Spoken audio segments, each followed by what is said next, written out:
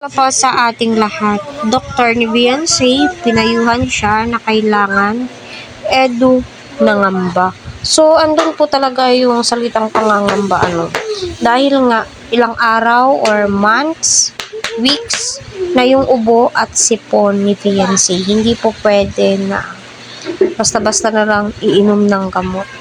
Kasi mareresitahan po yan ng antibacterial, paracetamol. Kailangan din pong uminom ni Beyonce ng vitamins na naaayon sa kanyang katawan, height, at most of all ay ang kanyang timbang, 'di ba?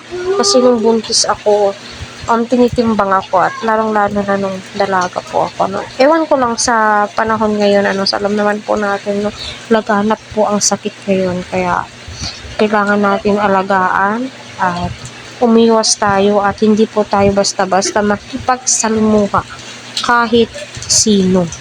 Kasi hindi po natin alam kung sino po yung nasasalimuha po nila, nakakasalimuha. Ano ba yung tamang term po doon, mga ka-EDC?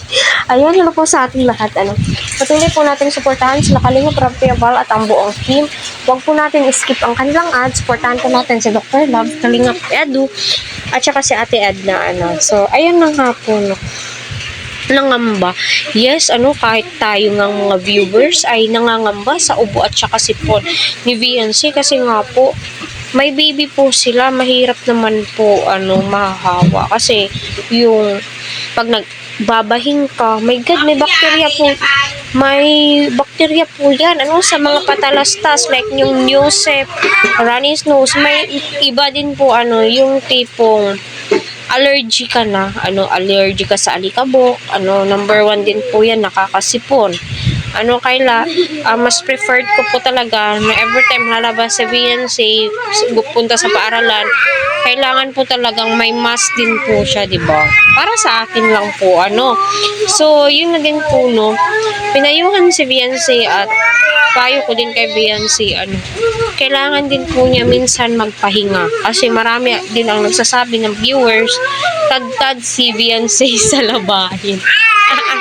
Lalong-lalo na po, yung story ng buhay, yung kay Kuya Bal Santos matubang na, hoy, nako, napakaraming nilabahan ni Beyonce. Kita nyo yon, ilang sako po nun. At buti na lamang po talaga ay may washing na sila Beyonce, hindi na po pahirapan sa kanya magkusot. At may dryer na din po, so hindi na po mahirap para kay Beyonce din iyon. Kaya, Beyonce, kailangan mong magpahinga, uminom ng napakaraming tubig, at mag-vitamins.